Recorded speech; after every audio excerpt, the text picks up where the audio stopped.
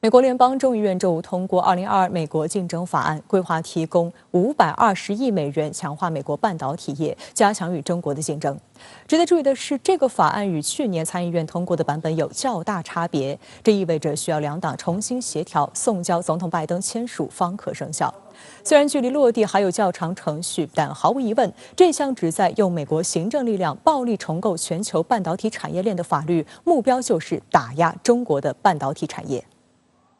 222票支持，210票反对，美国众议院通过由民主党力推的2022美国竞争法案。众议院议长佩洛西表示，这部法案将保障美国的国家安全，旨在确保美国在制造、创新和经济实力方面保持领先地位，并能胜过任何国家。To make America independent, self-sufficient, and again successful. 总统拜登对法案通过表示欢迎。他表示，若美国想在全球保持竞争优势，就必须对这项法案进行投资，美国不能等。拜登认为，法案将有助于美国制造更多低廉价格的产品，并增强供应链的自力更生。根据这项近3000页的法案，国会将拨款成立美国芯片基金，并改善美国的供应链，防止关键物品的短缺，以确保更多此类产品在美国制造。还将推动美国的科学研究和技术创新，以及通过经济发展、外交、人权和同盟关系，确保美国在全球保持竞争力和领导地位。In the past, now this is the bill that would provide $52 billion to the semiconductor industry. It also authorizes $45 billion for supply chain shortages, and it includes a number of measures aimed at taking on China. 深圳卫视注意到，与其说这部法案是涉险过关，不如说是民主党利用人数优势强行通过，因为该法案仅获得1名共和党议员的支持。尽管共和党人严厉批评这项法案推出过于仓促，且内容过于宽泛，但分析认为，民主党人为了在3月1号拜登发表国情咨文前能在国会有所收获，已然将该法案大幅缩水62%，因为去年参议院通过的版本的拨款总额高达2500亿美元。即便如此，两党在两院重新协调后送交总统签署，仍被美国媒体视为不可能完成的任务。参议院的相关的议案和众院通过的这个议案，关注的一些重点稍微有些区分但是核心的主题没有变，还是围绕着如何在与中国展开高科技层面的全方位竞争中间占据优势这是一个综合性的对华进行一个着眼于长远的战略层面的竞争的这样的一种议案。观察指出，此次众议院通过的2022美国竞争法案中，多项涉华内容都属于老生常谈，但其推升与中国在半导体领域的恶性竞争态势仍值得高度警惕。一方面，白宫利用行政手段对中国的芯片及整个半导体产业实施经济胁迫，动辄发起清单式制裁。另一方面，美国又给本国企业发放补贴，挖其他半导体产业优势地区的墙角。《华尔街日报》指出，短期来说，芯片产业全球供不应求仍未缓解，因此这一法案短期也并不会改变中美科技产业的格局。但是从长期来看，这项法案给美国直接动用巨额财政刺激半导体产业开了口子。可以想象，这970亿美元将很快花光，美国国会也势必增加新的拨款进行填补。至少美方想达成相关的产业链不能够在中国的这种效果，因此即使着眼于美国国内相关制造业产业更新换代、重新布局，从而使得达到一个雇更多美国人振兴美国经济的目标也好，还是说通过整个全球相关半导体产业链的重新的调整，达到一个使其削弱中国在相关领域中间研发和应用能力的这种效果。好，相关问题马上来连线特约评论员刘和平。刘先生你好。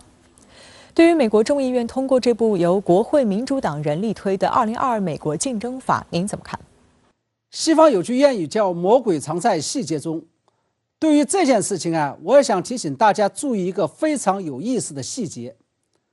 大家知道，过去这几年来，反华已经成为了美国国会民主与共和两党保持高度一致的共识。凡是涉及到中国的议案，尤其是涉疆、涉港、涉台议案，国会都是以高票，甚至经常会以全票方式通过。然而2022美国竞争法在民主党控制的众议院表决时，虽然获得了通过，但是赞成票却只有222票，反对票却高达210票。同时投票结果反映出来的政党属性非常高，几乎所有民主党议员都投下了赞成票，几乎所有共和党议员都投下了反对票。那么民主与共和两党的众议员为什么会在这个专门针对中国的法案上破天荒地出现如此重大的分歧？我认为根源就在于，无论是民主还是共和党，都想通过这个2022美国竞争法，以反华为名，携带自己的私货。而这既是由两党不同的政治理念所决定了的，也是由两党不同的政治立场和不同的政治利益所决定了的。民主党不仅是一个意识形态色彩非常强、喜欢打人权牌的政党，而且他们代表的是美国工人阶级的利益，所以由他们提出并在众议院获得通过的2022美国竞争法，打的虽然是中国的人权牌，但行的却是保护美国制造业、保护工人阶级饭碗，尤其是保护民主党的选票基础之实。而共和党则希望把更多的资金投入到高科技，也就是资本家身上。他们打的是保护美国高科技竞争力之名，行的也是保护资本家，也就是保护共和党的选票基础之实。所以这部法案最终能否在参议院获得通过，以及将来会协商成一个什么样的版本，民主与共和两党还有的争，有的谈。当然了，对于这种现象，我们也有清醒的认识，那就是虽然民主与共和两党基于自己的党派立场和党派利益，在究竟是要通过这样一部法律来保护美国的工人，还是保护美国的资本家上面出现了分歧，但是两党在大的原则性与方向性的问题上还是基本上是一致的，那就是要通过这样一部法律来提升美国的竞争力，同时遏制中国的科技竞争力。一旦所谓2022美国竞争法获通过，那您认为中方应该以什么样的心态来应对？我认为这一法案的提出应该是一个标志性的事件，它在某种程度上意味着中美新一轮的世界性战略竞争已经正式拉开了帷幕。我们知道，拜登总统正式上台之后，曾经把中国定位为最严峻的竞争者，而在后来出台的临时战略方针中，又把过去应对中国的接触加防范两手策略正式升级为了新三板斧，也就是竞争、合作与对抗策略。而这就是美国国会推出2022美国竞争法的大背景。那么既然由美方挑起的这场竞争是带有必然性的，是中国避免不了的，我个人就希望中美双方，尤其是美方，要约束好自己，尽量管控竞争的烈度与强度，尽量避免使双方的竞争走向势不两立，尤其是走向战争。同时我个人还希望中美最终能够走向良性竞争，而不是恶性竞争的轨道。从这个角度上面来说，我甚至认为只要竞争是良性的，美国国会提出法案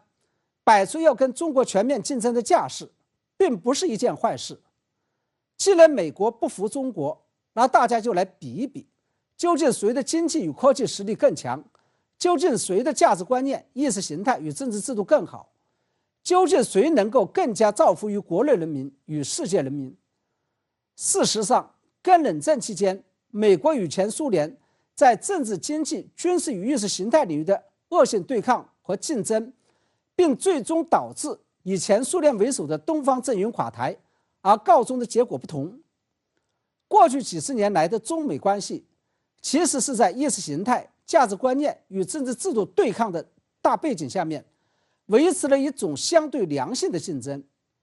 这种良性的竞争不仅最终让中国实现了和平崛起，也让美国得以变得更加富裕了，更让全世界享受到了人类有史以来最为持久的安定与繁荣。好，谢谢刘和平先生在线和我们分享您的观点，谢谢。